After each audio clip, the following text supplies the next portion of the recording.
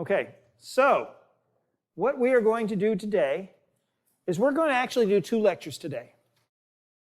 The reason why I have to do 2 lectures is because I've got to get everything back on schedule, if you will.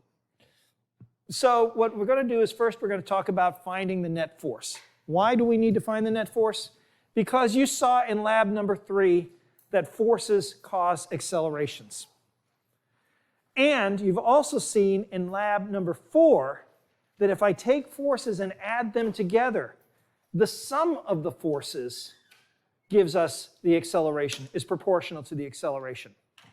Okay? So, the first step is, how do I find the net force acting on a body? That means we've got to start doing some vector sums. I'll give you an example. Let's start off with a real simple problem. The problem is that a book is sitting on a table and it's got a helium balloon tied to it. If the weight of the book is 25 newtons and the balloon is pulled upward with a 10 Newton tension force, then what is the force that the table exerts upon the balloon? Trivially, what is it? 15 newtons. It's 15 newtons. You guys figured that out really easy, right? How do we figure it out? Simple. We know that the balloon is pulling up with 10 newtons of force, and we know that gravity is pulling down with 25 newtons of force. So how do I balance that? We balance it out with an upward pull of 15 newtons, right? That's the easy part. Now, I'm going to use this relatively simple problem to show you a strategy to solve problems, to solve net force and acceleration problems. Okay? So, bear with me. It's going to take a little bit of time. Our strategy is as follows. Number 1 is, of course, read the question. And a number of you on the test kind of forgot to, but that's beside the point. We'll kind of move on from there. Okay, read the question. The next thing we're going to do is draw a picture. The picture is going to be critical. It really is going to be critical because the picture is going to tell you the math that you have to use. Okay? So the next step is to draw the picture. Now, on the picture, there's going to be 1, 2, 3, 4, whatever. There's going to be objects that you're going to be interested in. For example, in that particular problem, the object was the book. That's the object of interest. So we identify the object of interest.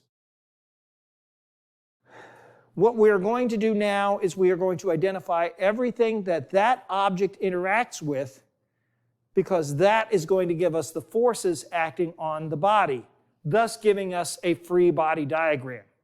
Do you see where we're going here? So the first step is to draw a picture. The next step is to make a free body diagram of the object of interest. Why do I do that? Because once I've identified all of the forces, I can then use that information to figure out what the net force is going to be, what the sum of all the forces is going to be. Okay, let me add a couple more steps along the way. After we draw the free body diagram, we've identified the forces, we're going to label those forces with variables. And from there, we're going to make a table of knowns and unknowns. We're going to have a number of sources for our table of knowns and unknowns. First of all, every number that's in the problem itself is going to be a variable. And everything that the problem is asking for is going to be a variable. You may also find in your drawing there's going to be some variables that you're going to identify that maybe you do know, or maybe you don't know, or maybe you know a way to calculate them. So you're going to label those as well. In other words, keep writing down stuff that you find out or that you think you're going to need. You may not need it, but it could be helpful. Okay. So let's go to our example here. This is the drawing portion. Okay. Steps number 1 and 2 are completed. We've read the problem. We've drawn the picture. Now, what's the object of interest? The book is the object of interest, and so we're going to put a circle around that. Next question is, what are the forces acting on the book? Okay, so what are the forces acting on the book? Normal provided by what? The table. Okay, that's one. What else? Tension provided by the balloon, or more specifically, the string that the balloon is attached to. What else? Weight provided by No, weight is not provided by gravity. Weight is provided by the earth. Remember, the object it's interacting with, the earth is providing the pull. The earth is pulling. Okay? Question? It is gravity. But I'm asking, what's the object providing the force? Which in this case, the earth. Do you see what I mean? You see, there's two categories we're looking at. We're looking at what's providing the force and what the force is. The reason why I ask that is oftentimes you'll see something and go, there should be a force there. But if you can't identify an object providing that force, you don't have a force there. Remember the woman with the shooting out of the human cannonball? And a lot of people said that there's a forward force. I kept asking, what's the forward force coming from? Well, from the cannon. Well, she's not in contact with the cannon anymore, so she can't be interacting. Therefore, there cannot be a force there. That's kind of my sanity check, my reality check as I make my diagram. So I don't end up inventing forces that don't actually exist. Does that make sense? So what we have here is we have weight pulling downward, normal force pushing upward, tension pulling upward as well. Please notice that I've gone ahead and labeled each of those arrows, each of those vectors. So I've got T for tension, N for normal, W for weight. I'm going to need those. I'm going to need those variables. Okay, so that's the setup. One more little detail. What's my table of knowns and unknowns? We know that the magnitude of the tension is 10 newtons. The magnitude of the weight is 25 newtons. We do not know the magnitude of the normal. Yeah, we do know what the magnitude of the normal is. But again, the process is the important part. So far, so good? All right, that's as far as we've gotten so far. Now we're going to pick up how to solve the problem. Whenever we have a physical problem, we have a physical concept that needs to be addressed. The physical concept in this case is net force. In order to find out what the unknown force is, I need to know what the total force is. Since we know the book is not moving, what is the acceleration? 0. So what must the net force be? That means that if I add up all of the vectors, I should get 0. Does that make sense? Okay.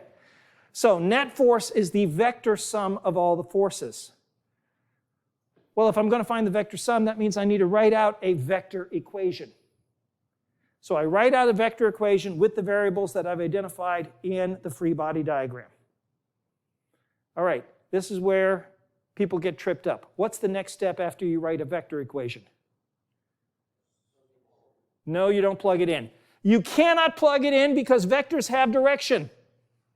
Remember I asked that one problem on the test? If you have a vector 3 units long and another vector 4 units long, what's the sum of the two vectors? You can't plug them in because you don't know the directions. So what's the next step after a vector equation then? Excuse me? No? Well, we will know the directions because we got it on the diagram. But how do we find the sum of vectors? Excuse me, what? No, you don't add up all the vectors. I'm asking you, how are you going to add up all the vectors? You can't go 3 plus 4. Excuse me? What sign? What if it's pointing up in, what if one vector is pointing in quadrant 1 and the other is pointing in quadrant 2? What's the sign of the vectors?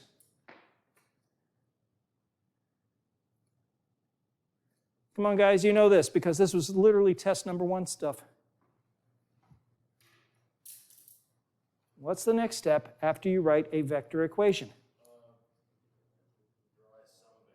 No, don't draw a sum vector.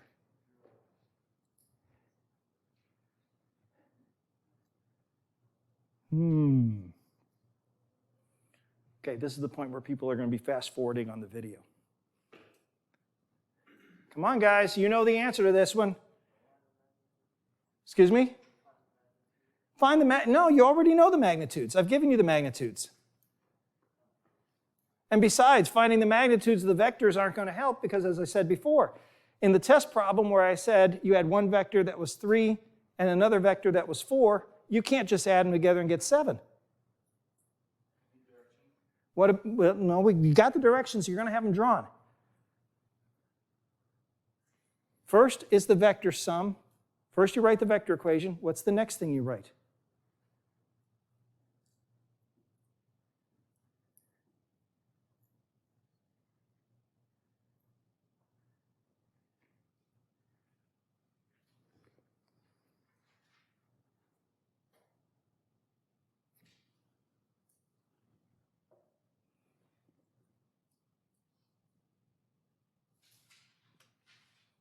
Yes? Somewhat. You're guessing, guys. Why are you guessing?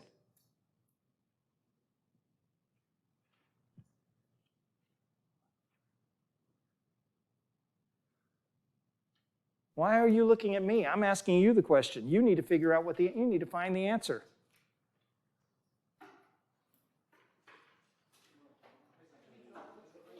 Excuse me? We have the picture using arrows already. We've already got that. We have a vector equation based upon the diagram. What's the next step we do after we write the vector equation?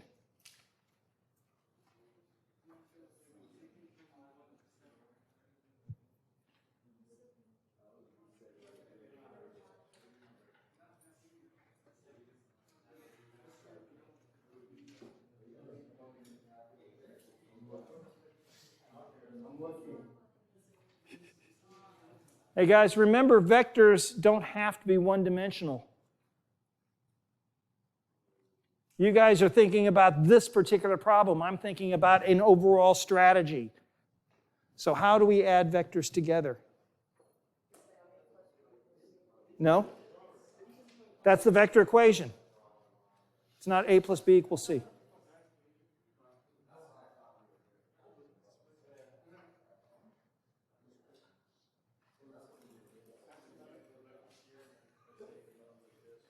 We're going to have a Homer Simpson moment here.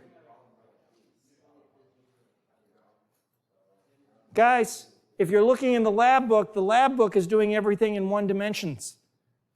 So the lab book isn't going to be a help. It's going to be in your notes because I talked about this before test number 1. How do you add vectors together? First you write the vector equation, then the next thing you have to do is the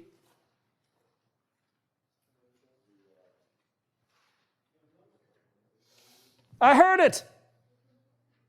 Say it louder. The component equations. Quit skipping steps. You know this stuff. You know this stuff because you can't add the vectors because they're pointing in all different directions. You can add the components because the x's are going to be pointing in some same directions or opposite directions. The y's are going to be pointing in the same or opposite directions. Do you see where I'm going here now, guys?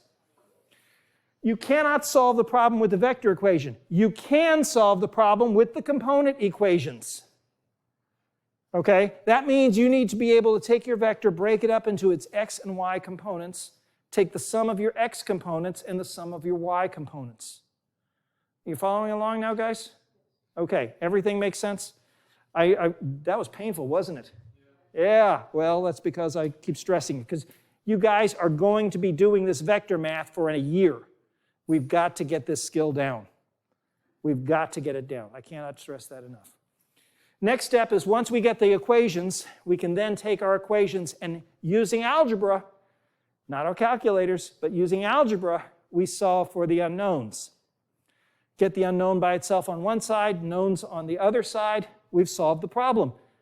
Then, and only then, do you substitute the values and vary the values and solve for the problem.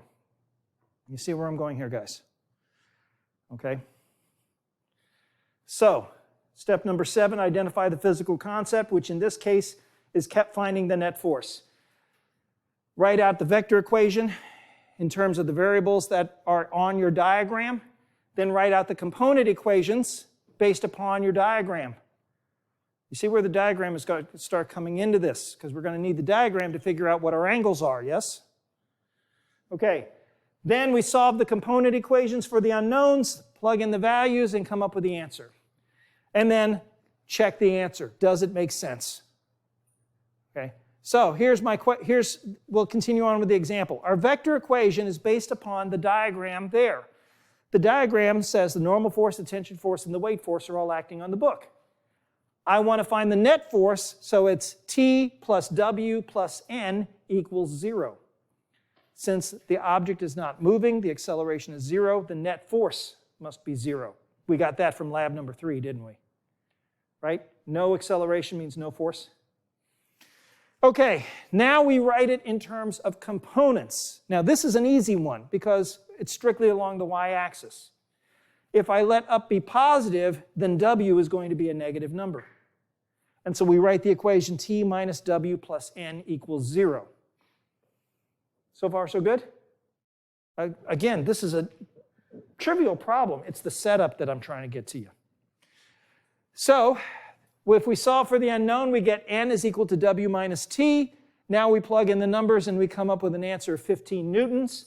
Does that make sense? And the answer is yes, it does, because the normal force plus the tension force must equal the weight, and so we're all done and happy and everything's good. Follow along? Think you got it down? Okay, I have a task for you then. I want you to find the magnitude of the tensions of the 3 cables that are holding up this sign.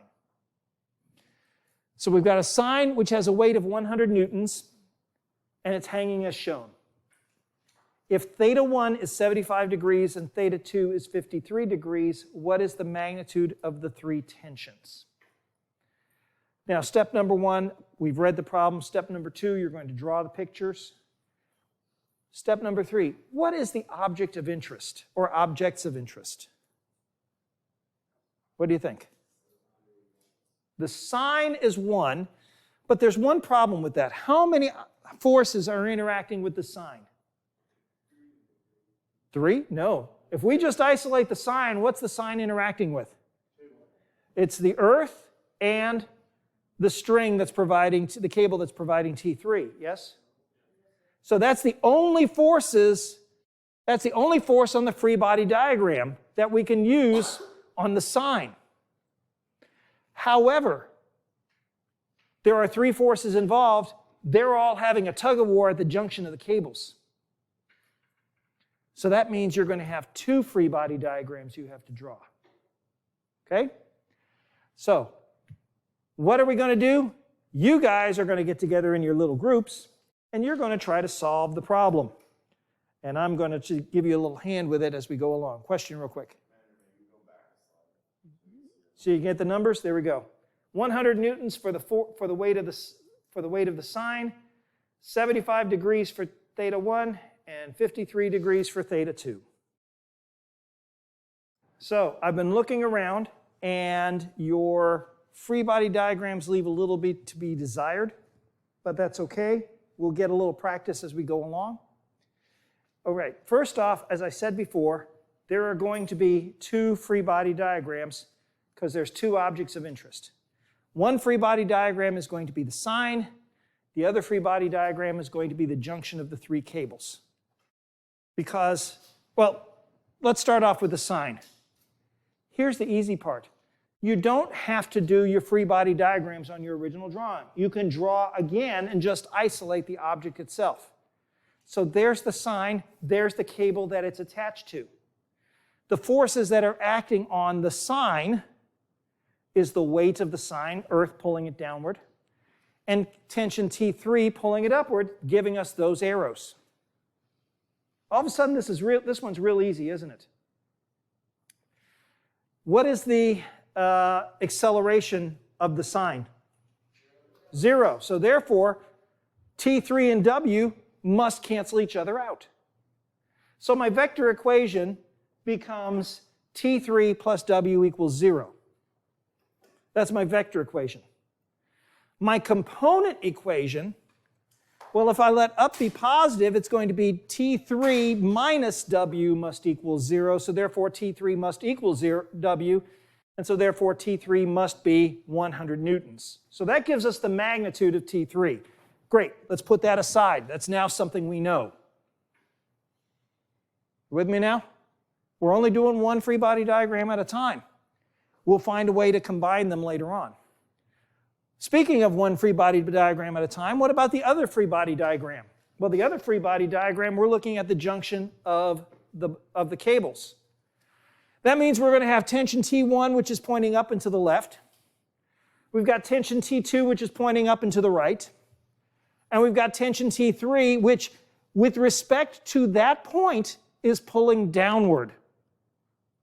You following along with me, guys? Now that makes sense. That's the reason why we have to isolate the object of interest. Because if we look at T3 with respect to the sign, T3 is pointing upward.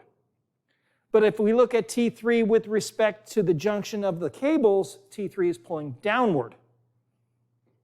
Okay? That's why we're looking at one at a time. Now we know then that the net force must be zero. That means all three of these forces must add up to be zero. So my vector equation is going to be T1 plus T2 plus T3 equals 0. At this point, I got a whole bunch of divergence looking around. For example, I say, okay, T3 is 100 downward, so therefore T1 and T2 must add up to be 100 going upward. And that is wrong. That is not the case. Okay? Because again, we haven't taken the directions into account. Okay? We have not taken the directions into account. In order to do that, we have to write the next step, which is the vector equation. The vector equation then, or not the vector equation, but the component equation. And so what you see I've done is I've just replaced each vector with a column of components that represent each vector. So T1 turns into T1x, T1y. T2 turns into T2x, T2y. T3 turns into T3x, T3y, and that, of course, is equal to 0 and 0. There's no x component to the net force. There's no y component to the net force. You following along with me, guys? Again, one more little heads up. In this column vector notation, there is no line between each of those components. There is no line between Tx1 and Tx2. It's just the position as with respect to the column. If I put a line in there, then it is a division, and that would be a single expression. Okay? Now, again, you don't have to do it this way. You could just write out Tx1 plus Tx2 plus Tx3 equals 0, and Ty1, Ty2 plus Ty2 plus Ty3 equals 0. You could do that. And yes, I know I got the subscripts flipped around, but you get the idea still, right? You could just still write it as two equations, an x equation and a y equation. Of course, what's the next thing we got to do?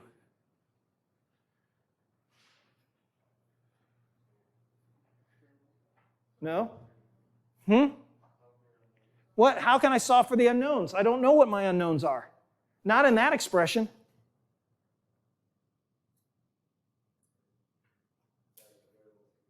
I have to put those in terms of the variables I have. That means I need to have the expressions that give me the x and y components for each of those vectors. I need to finish the triangles. I need to finish the T1 triangle and finish the T2 triangle. You see where I'm going here? The purpose of that is not to give me something to solve. The purpose of that is to give me something to find. I need to find T1x. I need to find T2x. You see where we're going now, guys? Okay, so let's find it. We're going to find it by taking a line parallel to the bar. Place that through the junction. Now I can use alternate interior angles to mark the congruent angles, and now we see that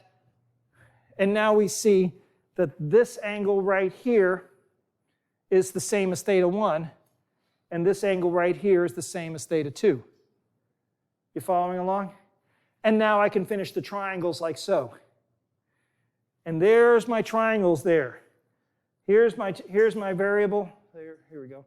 Here's my variable T1x. Here's T1y. Here's T2x. And here's T2y.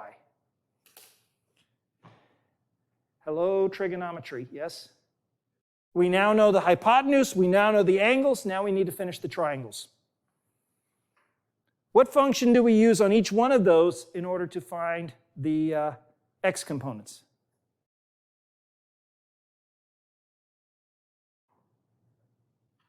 The cosine, because the angle is adjacent to each one of those, the angle is adjacent to x component. What about for the y component? The sine. Okay, great. You following along now, guys? You see how the diagram is going to give you the information you need? Okay, so now we need to solve for the components. We need to figure out what T1x, T2x, T1y, and T2y are.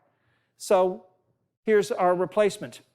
We find that T1x becomes minus T1 cosine theta 1. Look at your drawing. Why is it minus T1 cosine theta 1? It's being pulled, T1x is pulling to the left. Now, it may not necessarily be minus, it could be plus, but if that was the case, T2x must have the opposite sign. T2x is pulling to the right. T1x is pulling to the left. They have to have opposite signs. Does that make sense? Okay, question. If they're pointing in opposite directions, yes. If they're pointing in the same directions, no. Because take a look at the y equation. T1 sine theta 1 is pointing upward, isn't it? T2 sine theta 2, that's pointing upward, isn't it? But T3, which way is that pointing? Look at your diagram. Which way is T3 pointing? It's pointing downward, so it has to have a sign opposite the other two y's. You following along? You use your diagram to determine the sign of your component. All good? And now you see why I keep stressing about these diagrams. These diagrams are critical, aren't they? You need the diagrams in order to figure out what the equation is to get the components. You need the diagrams to figure out the sign of the components. But once you do that, that gives you two equations. T1 cosine theta 1 equals T2 cosine theta 2. And T1 sine theta 1 plus T2 sine theta 2 must equal T3. You see, all I'm doing is I'm just reading right across the top, reading across each line. A little bit of an aside, do those two equations make sense? The first equation, does the left pole equal the right pole? Does that make sense? Certainly does, right. The second equation, the two upward poles equal the downward pole. Does that make sense? Yes, it does. I got a question over here. The question is, where did the negative go when I read across the top? You're right. If I read across the top, it becomes minus T1 cosine theta 1 plus T2 cosine theta 2 plus 0 equals 0. But since all of that's equal to 0, I'm going to take the negative sign and put it to the right-hand side of the equation, so that gives us T1 cosine theta 1 equals T2 cosine theta 2. That's where it came. That's where it went. Okay? Everything makes sense now? All right. At this point, miracles happen. Okay? Yes, this is the thought that goes through an actual physicist's mind when they run into a situation like this. Long, long time ago, I was working on my master's thesis, and I came up with an equation with two unknowns. And I banged my head up against the wall a number of times. It took me about 2 weeks of banging my head up against the wall. And then I asked a friend of mine who was working on his thesis, and I said, can you take a look at this? And he looked at it for about 5 minutes, and he said, you got A and B here? I said, yeah.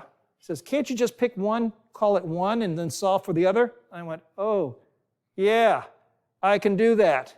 Because then whatever A is multiplies. Anyway, the idea is after that point, I could solve it in about 30 minutes. What I'm trying to get at is you're going to have to do algebra. That's all there is to it. So let's do some algebra. It's not that hard. I promise. Okay? First of all, we're going to solve for the unknowns by using substitution. Let's take the first equation. The first equation is T1 cosine theta 1 equals T2 cosine theta 2. How many unknowns do I have in that equation? 2 unknowns. So I cannot solve the equation for the answer. But what I can do is I can make an expression of one in terms of the other. In this case, dividing both sides by cosine theta 1 gives me T1 equals T2 cosine theta 2 over cosine theta 1. Okay, so far so good, right? Now the second part of our substitution. Now comes the substitution part. In the second equation, everywhere I see a T1, I'm going to replace it with that expression of T2 cosine theta 2 over cosine theta 1. Then my second equation turns into this. T2 cosine theta 2 sine theta 1 over cosine theta 1 plus T2 sine theta 2 equals T3. Now I realize when you look at this, it looks like a bunch of letters. But really, it's not that many. It really isn't that many. The trig functions you're going to know because you know the angles. How many unknowns do I have in that equation? Nope. 1, because I know T3. I know T3 from the first part. So now all I got to do is solve this equation for my single unknown. So first thing I'm going to do is I'm going to take advantage of a trig identity. The sine of an angle divided by the cosine of that angle is going to give me the tangent of that angle. So that's a little trig identity I can use. You don't need it, but it kind of helps things out a little bit. Then I'm going to use the distributive property and pull out the common factor, in this case T2, to give us T2 cosine theta 2 tangent theta 1 plus sine theta 2 equals T3. What's the next step? I got to get T2 by itself, so what do I need to do? Yes? Divide by everything that's in the divide by everything that's in the parentheses, correct. And so we get our final expression of T2 equals T3 over cosine theta 2 tan theta 1 plus sine theta 2. Now let's look at this real quick. Do I know T2? No, I don't. That's my unknown. But on the other side of the equation, do I know every one of those variables? Are every one of those variables known? T3, theta 1, and theta 2. Yes, I do. So now we're done. We now have an expression that gives us T2. Since I have an expression that gives us T2, I can then go back to this equation right here and solve for T1. Plug in the value for T2, put it into there, and get T1. Everything make sense, guys? So let's go ahead and put in the numbers. We substitute the values. We know that T3 is 100 newtons. T2 becomes 100 newtons divided by cosine 53 tangent 75 plus sine 53. That gives us 32.8 newtons. I now take that number and put it into the equation for T1. 32.8 newtons times the cosine of 53 divided by the cosine of 75 gives us 76.3 newtons. And that gives us our three values. You following along? So what I'm trying to get at is this. Yeah, finding the numbers is kind of important, but more important is the method. The method. You draw the picture, you draw your free body diagram, you find the net force by using the vectors. The net force, if the object isn't moving, the net force must equal 0. You then take the vector equation, break it up into your component equations, and then use the component equations to solve for your unknown. You don't do it from the vector equations, from the component equations. One more little detail. What is the sum of T2 and T1, the magnitudes of T1 and T2? What is that sum? No. 109.1. 109.1. That's bigger than T3, isn't it? Does that make sense? Actually, it does. It does make sense because remember that while T3 is pulling downward, let me find there it is. While T3 is pulling downward, T2 is pointing up and to the right, and T1 is pulling up and to the left. That means that this pull and that pull are forces that are being exerted by T1 and T2. You see where we're going here, guys? So the net force, or excuse me, the sum of the magnitudes turns out to be 109 newtons, but what we get is we get 100 newtons of pull up, and then we got left and right pulls that cancel each other out. Does that make sense? Okay. Then what we're going to do is we're going to take ourselves a 5-10-minute break, while I set up for the next lecture, and then we will take how to take the net force, and we will use that to calculate accelerations using Newton's second law.